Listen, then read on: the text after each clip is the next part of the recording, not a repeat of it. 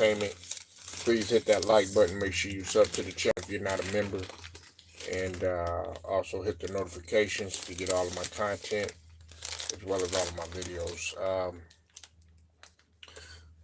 Salute to the whole entire Lions Den basketball and boxing communities. We are sticking with hoops.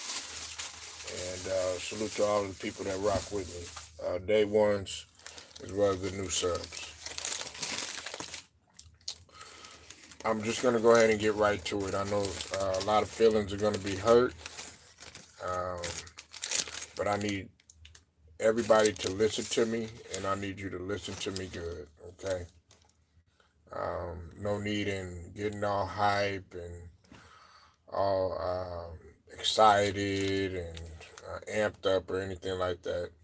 I'm going to just keep it relatively uh, cool, calm, and collected, okay? I'm not trying to rain on the parade of KD at all because um, I'm first off, I'm not like Stephen A. Smith, saying all these great things before I sit here and shit on him. Okay, uh, I'm gonna do the complete opposite. Kevin Durant is not top 10. Okay, as an overall player, as a scorer, that can be debated. Like I'm just talking about, if we're just talking about like Monica McNutt had brought up today on the segment of I think it was First Take. If we're just talking about primarily scoring, yes, he could be arguably uh, in some people's eyes top 3. Some people got maybe top 5 or even top 10. But as far as an overall player, Kevin Durant is not top 10. Okay, um, you'll be even reluctant to even say if he's in top 20. Now, my whole theory as far as how we look at top 20 and top 25 and top 10 and top 5, um, the way that we look at that, like I said, I base it by position and building a roster. Okay, um, I don't have Kevin Durant in the top 10, man, because you said I want to sit on the Eiffel Tower. It'll feel good. Well, that's not what we're talking about here, man. So you could go.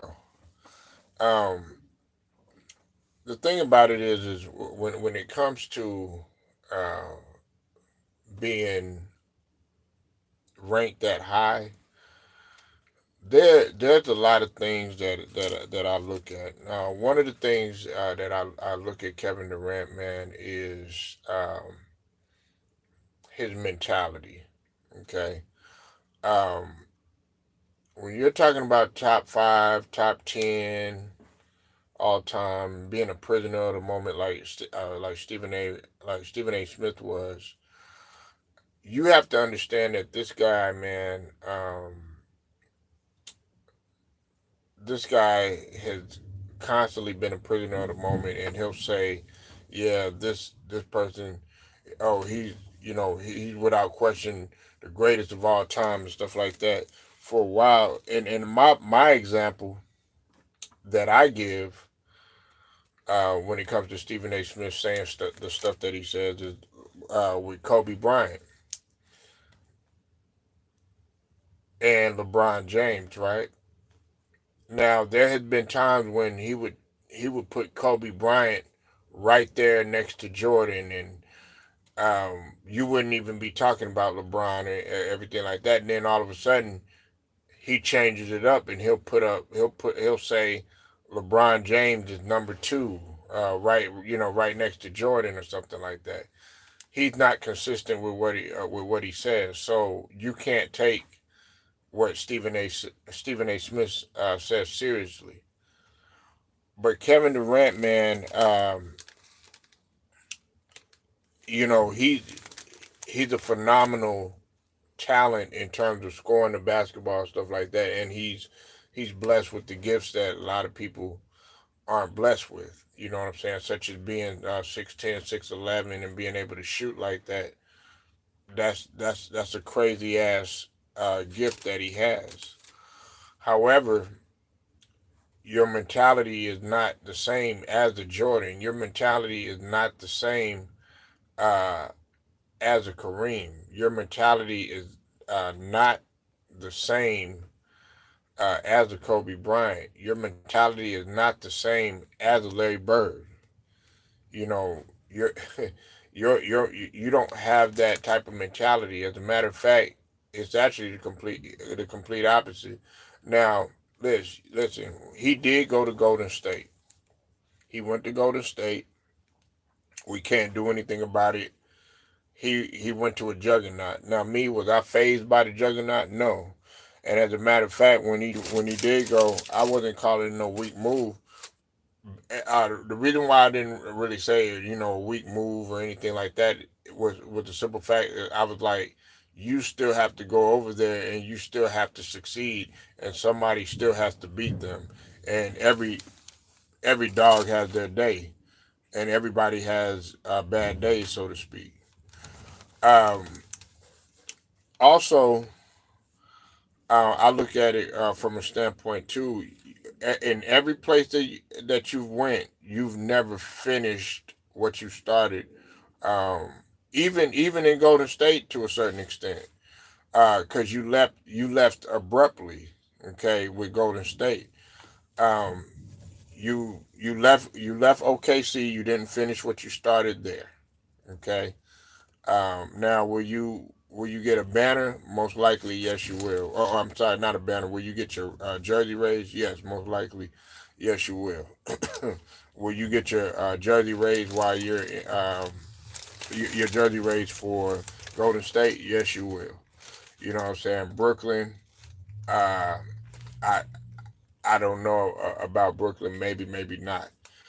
But the thing about it is you left Golden State. Okay, now although you got two championships out of the deal, you got two Finals MVPs out of the deal. You left abruptly because of an incident, not only with Draymond Green that you had, but you also had, um, your feelings about, the front office too as well about what they said, and then also you were pressured by the media because the media kept saying that they kept questioning you whether or not you could get it done without Steph Curry, without Klay Thompson, without Draymond Green. Okay. Then you went to Brooklyn. Okay. It was, you joined forces again with two future Hall of Famers. When we talk about Kyrie Irving and when we talk about James Harden. Okay. You left abruptly there, you know, and because things weren't going your way, and also, you had your injury. You were close to winning, but you still did not capitalize or finish what you started over there. Okay, um, and I know it's gonna hurt some people's feelings, but even LeBron, man, as much as we get on LeBron and as much as we criticize LeBron, LeBron actually went to Cleveland and he finished what he started.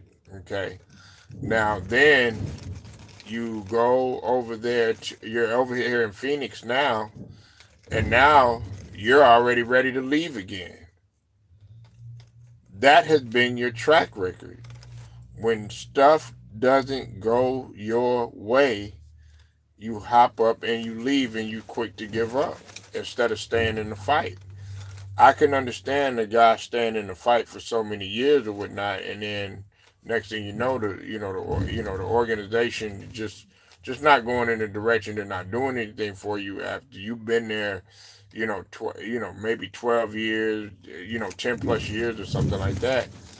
Yeah, I can understand that, but with Oklahoma City, you went ahead and like you pretty much like everybody felt that you did. You slept with the enemy instead of running it back with your guys, and then you left. Uh, what's the name? Russell Westbrook. You left him dolo. and to me, that's one of the reasons why I always said that Kevin Durant really wasn't a leader in that fashion, because the fact that you left, you show poor leadership skills. What you should have did is you should have galvanized everything and been like, yeah. And I'm just talking about it basketball. Financially, hey, you do what's best for you. You know what I'm saying? I know you don't have no big family. You're not. It's just you. And then on top of that, you get to, smoke your weed and, mess around with whatever girls you're gonna mess with or whatnot. You don't have a family like LeBron James. You don't have a family like CP3. You don't have a family like, or well, once had a family like Melo. You don't have a family like Kobe Bryant did or anything like that. So you pretty much have the freedom to do whatever the hell you want to, you know. But I'm not trying to get personal. I'm talking just purely basketball. Kevin Durant, he's not top 10. Okay. Um, and on top of that, I also look at it like this too. When you're playing at the size that you're playing, you've gotten better with your defense. But another reason why I automatically, when I talk about top 10, what gets you up there automatically too a lot of times is you being able to play both ends of the floor. When you look at the classic guys that are up there, like a Jordan, or like a Kobe, some of these other guys, they actually thrived on both ends of the floor, and they did a multitude of different things. Kevin Durant is seen as pretty much one dimensional. Like, they just talk about scoring, you know, and they talk about the offensive package. We got to talk about the other things and the other intangibles when it comes to basketball too. Because it's not just one thing, and it's not just scoring or whatnot. Scoring, yes, at the end of the day, you got to put the ball in the hole, but that's not all what wins championships. That's not all what pretty much carries you over that threshold sometimes. So listen, I wasn't gonna be on here too long. He's a phenomenal player. I don't want to do not take anything away. I'm not taking anything away from Kevin Durant at all as a player. Um, you know, like Monica McNutt was saying, his release is obsolete. He got handles, this, that, and the third. But if we're gonna give the smoke to guys such as George Gervin back in the days, who really didn't play any defense, and all he was about scoring and stuff like that. He wasn't really about, like, chasing championships or anything like that. You got to give the smoke to Kevin Durant in that sense. Difference is that Kevin Durant, he does have rings and stuff like that, but he wants to do it. Make his life easier by doing it. And a lot of people felt like that was kind of a slap in the face and taking the easy way out and everything, instead of working for what you had or whatnot. But like I said, there's nothing that we could do about that. I mean, he isn't the only one to join forces with Hall of Famers. I mean, we know the players that have done it. Guys are gonna continue to do it. I mean, hell, we got Jimmy Butler over there with Golden State now and everything. But when we're talking about you being top 10, some of those guys that are top 10, they actually call the GOAT. Another thing is too, Stephen A. Smith says, all this top 10 stuff.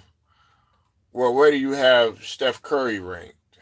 Because the last time I checked, Steph Curry, he's got 4 rings. Steph Curry was a phenomenal shooter himself. You know what I'm saying? Steph Curry can score, and he's lethal too.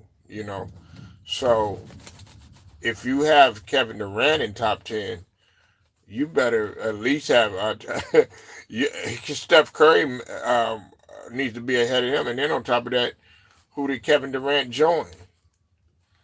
And on top of that, Steph Curry was winning before Durant had got there. And I'm not trying to sound like Draymond when I say that, but I mean, it is the truth.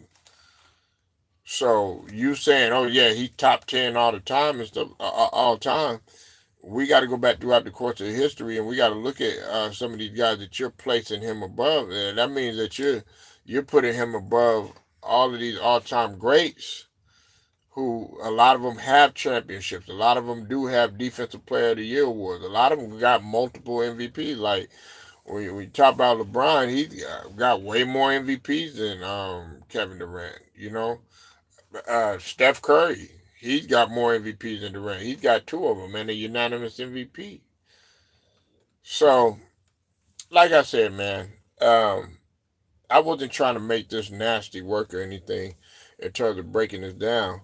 But what I will say is this: uh, Kevin Durant, man, if he continues the track record that he's doing by leaving and stuff, because he's set to leave this off season, possibly going to Miami, possibly going to Minnesota, possibly going to Houston, wherever he's going, you're gonna be a complimentary player, and if you're in the top 10 or whatnot, more than likely those guys that are in that top 10 that everybody's saying, those guys have led their friend. They are at the forefront of leading their respective franchise to the promised land, leading them to that Larry O'Brien. So y'all tell me what you think. Leave your comments. Make sure you like the video, share it, subscribe, hit the notifications too.